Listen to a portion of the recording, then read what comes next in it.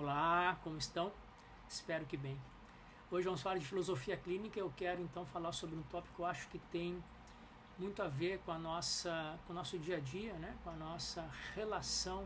Ele é muito tranquilo, muito bom de explicar e de fazer eco com os nossos comportamentos mais cotidianos, ok? Então quero falar hoje sobre o tópico ou submodo, maneira de ser, né? O tópico de estrutura de pensamento também um modo de ser, um submodo, chamado expressividade. E para isso eu vou começar falando ele a partir do dicionário do verbete da revista da Casa da Filosofia Clínica,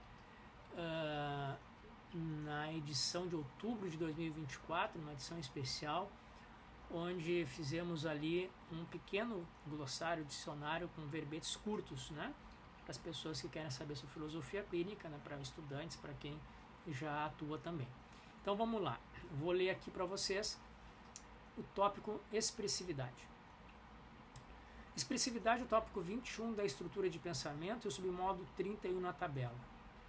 É o quanto de si mesmo vai em direção ao outro, ou seja, o quanto a pessoa mantém de si mesma na interseção com os outros, a sociedade ou consigo mesma. Interseção é a palavra técnica para relacionamento pessoal.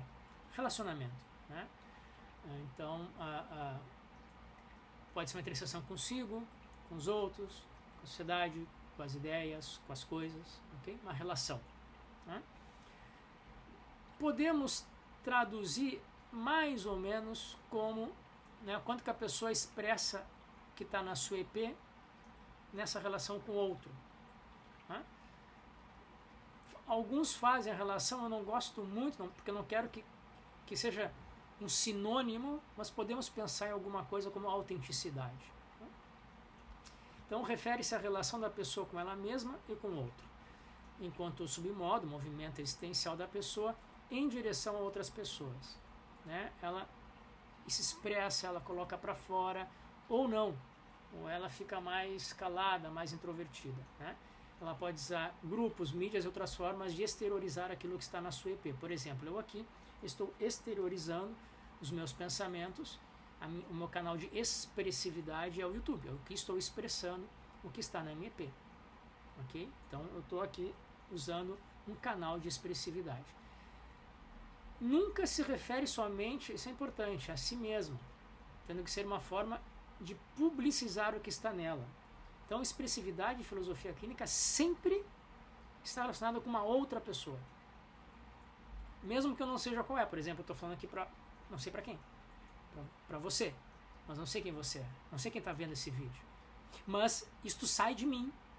Eu publicizo isso e coloco para fora da minha EP. Expressividade só comigo mesmo, em casa, dançando, gritando, esbravejando, não é expressividade em filosofia clínica. Para que seja expressividade, eu tenho que fazer isso em relação a alguém, que não seja só eu mesmo. Eu falando comigo na frente do espelho, fazendo as meditações de Marco Aurélio, né? Está ali escrevendo para si mesmo, não é uma expressividade. Se torna expressividade quando foi publicado e levado a outras pessoas. Pode ser uma expressividade direcionada a uma pessoa, aquela pessoa, a outra, né? Mas pode também ser difusa, como eu estou fazendo aqui, ou numa rádio. A pessoa vai lá e expressa os pensamentos, não sabe quem está escutando, mas alguém está escutando, está expressando o que tem na sua EP para alguém, ok? Então a expressividade, ela é um tópico que tem gradação.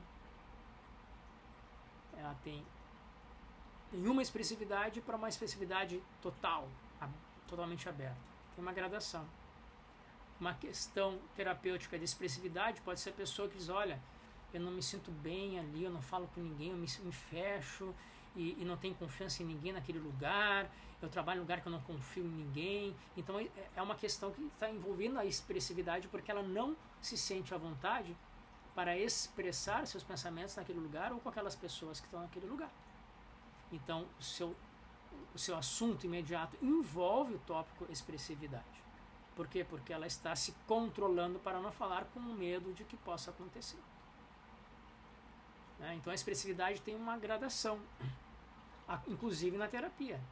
a pessoa que vai fazer terapia, o partilhante ou a partilhante, pode ser que primeiro ela vai falando, mas os assuntos imediatos, mas não vai ao assunto último, o assunto gordo, aquele que realmente ela queria falar em terapia, porque ela precisa ter um pouco mais de confiança no terapeuta ou na terapeuta, e vai pouco a pouco expressando e vendo como a pessoa se comporta, né, usando a sua epistemologia ali, analisando, até que se sinta à vontade e realmente expresse o que queria.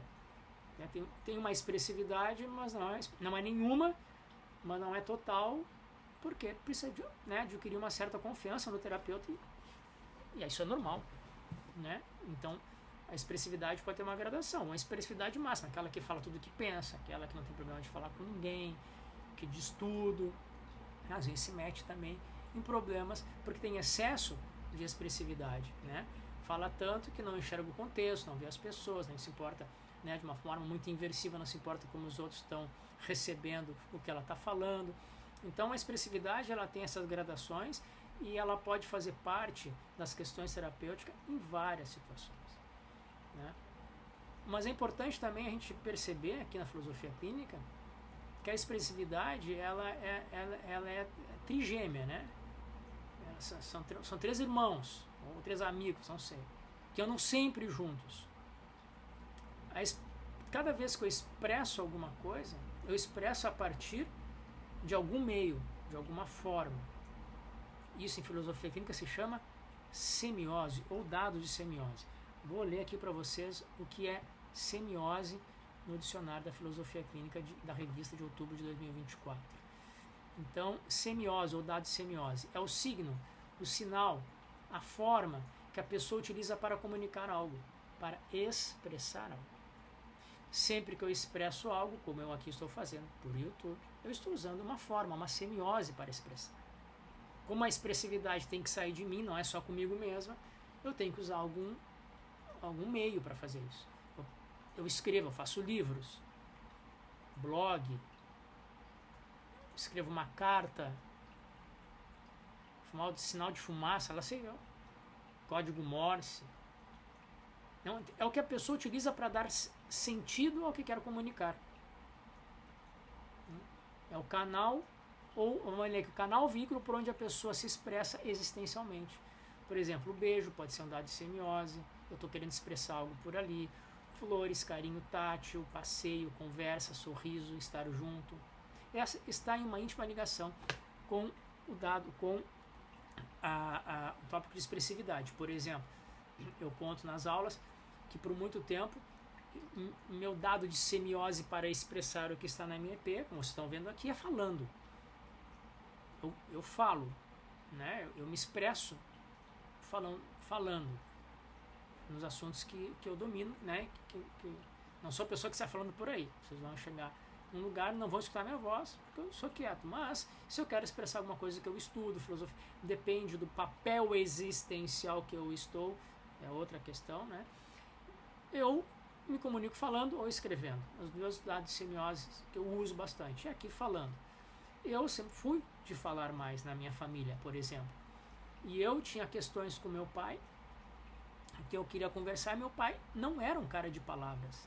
Diziam que meu pai era uma pessoa de 500 palavras por ano, e que isso fazia parte da família, porque o meu primo dizia que o pai dele, né, o irmão do meu pai, era uma pessoa de 300 palavras por ano, ou seja, a semiose da expressividade falada na família do meu pai não era um dado de semiose forte. A expressividade vinha por outras áreas, mas não por ali. E eu sempre falando muito, meu pai não falava, eu irritava meu pai de tanto que eu falava. A gente brigava por isso, né? Porque eu estava sempre exigindo que meu pai conversasse, falasse, me dissesse coisas. E um dia eu fui falar com meu pai e ele estava, não sei, trabalhando alguma coisa, ou não estava em casa, e eu escrevi um bilhete para ele. Era uma coisa séria, seríssima, entre filho e pai. Eu era criança, não sei que idade. E aí eu lembro que eu escrevi e botei na mesa do escritório dele. Acho que ele não estava, ou estava numa outra reunião, não sei. E escrevi tudo o que eu quis, uma folha. E deixei no escritório dele, na mesa do escritório, e fui dormir. No outro dia de manhã eu acordei, lá da minha cama, do meu travesseiro, tinha uma carta dele, escrita também, à mão. E ali ele se expressou de uma forma que eu nunca tinha visto. E ali apareceu o pai que eu queria. Porque a dado semiose dele, meu pai batia muito a máquina, ele escrevia muito, a mãe dele era poetisa, escrevia, não tinha me dado conta. E ele também.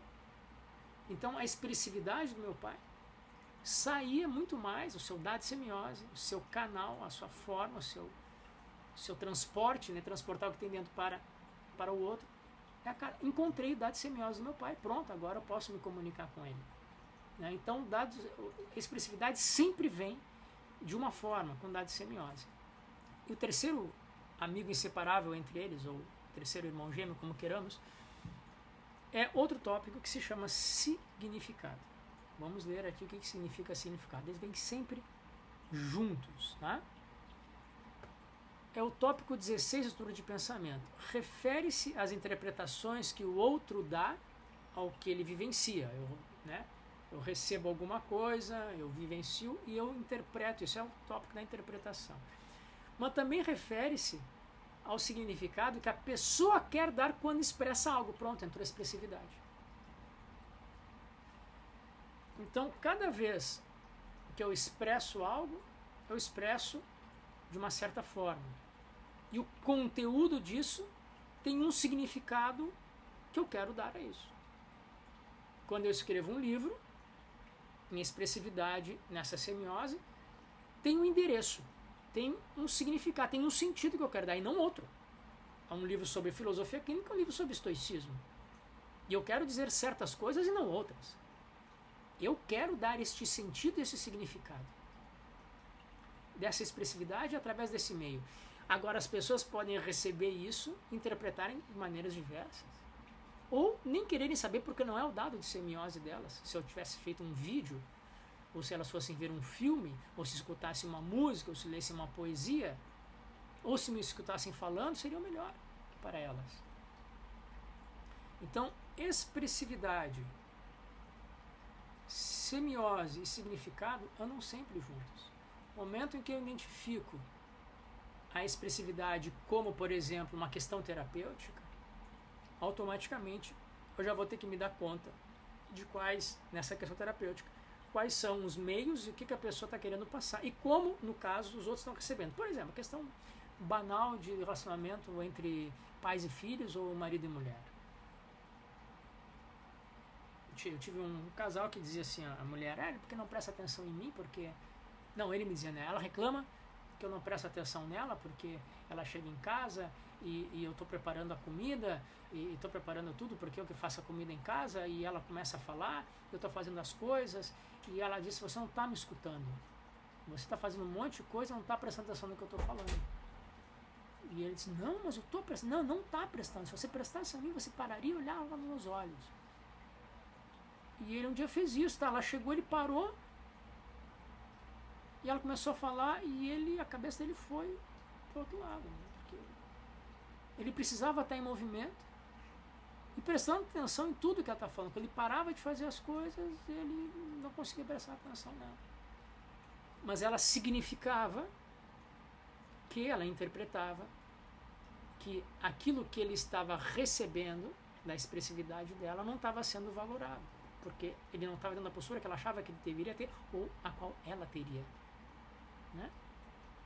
Então a questão da expressividade sempre vem aí com uma questão, de repente, o dado de semiose, então de repente vamos sair juntos, vamos conversar em outro momento, já que o dado de semiose era importante para ela, para que ela considerasse que aquilo que ela estava expressando, ele estava prestando atenção. Né? Então a expressividade vai vir junto, se a gente vê alguma questão de expressividade, vai vir junto com dado de semiose e com um significado. Por exemplo, numa empresa também, a pessoa não consegue falar, quem sabe, fala depois na reunião, faz o relatório por e-mail,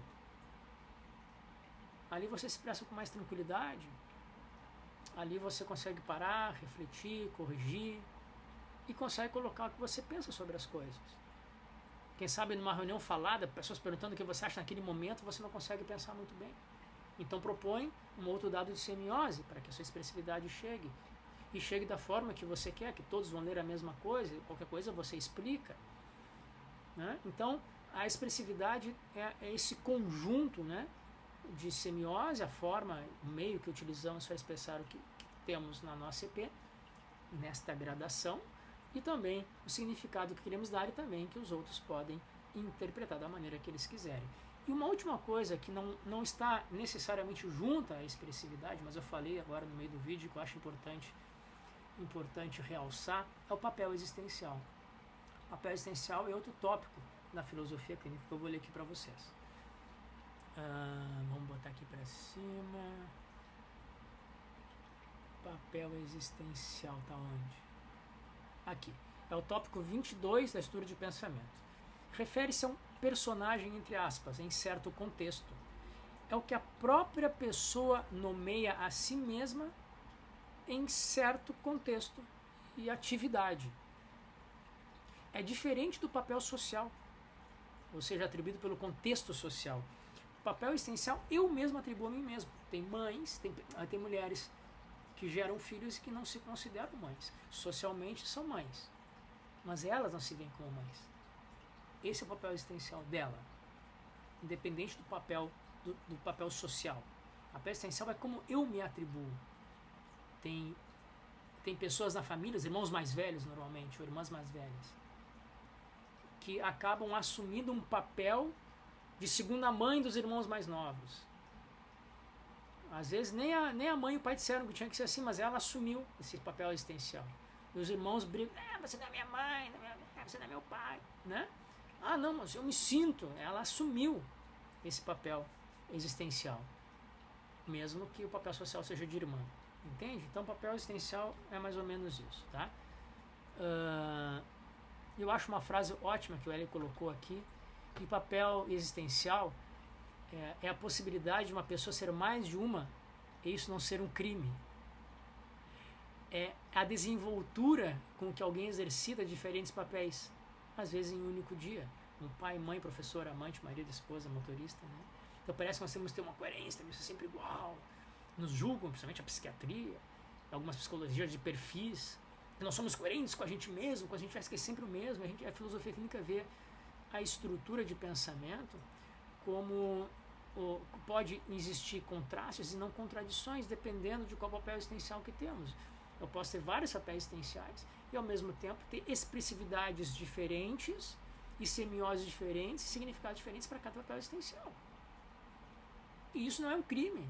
Eu não sou esquizofrênico e nem fragmentado e nem, como é que se diz em psiquiatria, dissociação ou cognitiva ou de personalidade, porque eu atuo de várias formas.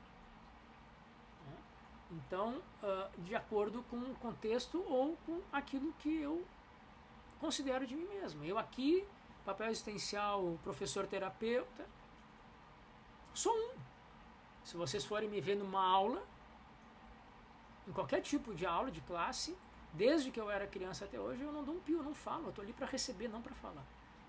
Eu não sou professor, eu sou aluno, e para mim o papel de aluno eu significo, eu interpreto ele, eu tenho prejuízos sobre o meu papel de aluno que devem ser dessa forma, para mim. Eu sou absolutamente calado, quieto, invisível numa aula, qualquer que seja, de filosofia, no doutorado, no mestrado, na graduação, no colégio, em qualquer outro curso que eu faço aqui também, eu estou ali para receber. Às vezes eu chego em casa depois do curso e a minha mulher pergunta, né, a Ashna pergunta, o que você falou alguma coisa? Não estou ali para falar, estou ali para escutar. Esse é o meu papel existencial. Mas podia ter falado porque você fala tanto sobre isso. Não, mas é que ali eu não tenho esse papel, né? Então, o papel existencial pode estar, a expressividade pode estar diretamente vinculada ao papel existencial que temos. E isso não é nem mal nem bom, simplesmente assim. Depende do papel existencial, minha expressividade é mínima, tem outro papel existencial, minha expressividade é média, outro papel existencial, minha expressividade é máxima. Né? Tem algumas pessoas que tinham uma crônica, Luiz Fernando Veríssimo, né, em Porto Alegre, aquele tio que na família era apagado, quieto, cabisbaixo, e não falava nada. Quando ia falar, era meio confuso, ninguém entendia. Um dia ele foi contar uma piada, ninguém riu, ele já baixou a cabeça, continuou quieto, comendo.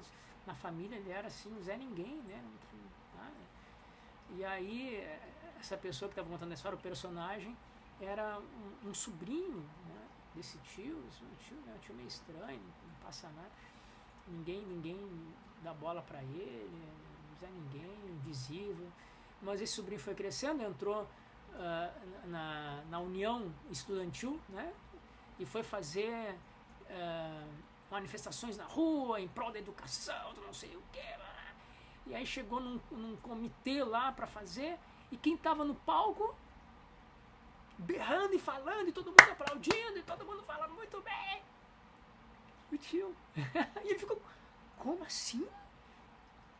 Então, e aí a crônica se desenvolve nesse sentido, né? De que aquele personagem apagado, invisível, sem graça, no contexto familiar, no contexto social da união dos alunos, ele era um militante, ele era um guerreiro, ele era um líder. E isso não é crime, como diz o Hélio aqui, né? Eu acho ótima essa frase do Hélio. O papel existencial é a possibilidade de uma pessoa ser mais de uma e isso não ser um crime.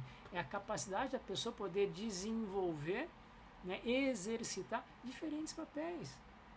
E está tudo bem, né? Então, o papel existencial é um tópico que eu acho que ele é muito importante também quando a gente for pensar em expressividade, né? Ele vem necessariamente junto? Não, mas necessariamente junto, aí, digamos, né? Vem aí expressividade, semiose e significado. Nossa, meu olho está chorando um monte aqui, não sabe? Um monte de água. Mas papel existencial não vem sempre, mas ele ajuda, às vezes, a compreender a questão terapêutica que está envolvida aí, a expressividade e o seu conjunto, semiose e significado, né? Meu pai também era um cara que era muito, muito calado em quase todos os seus papéis existenciais. Então aí tinha uma certa coerência de expressividade. Meu pai era um cara muito interiorizado, então, independente do papel existencial, ele podia falar um pouco mais, um pouco menos, mas não era um cara que era completamente diferente dependendo do papel existencial.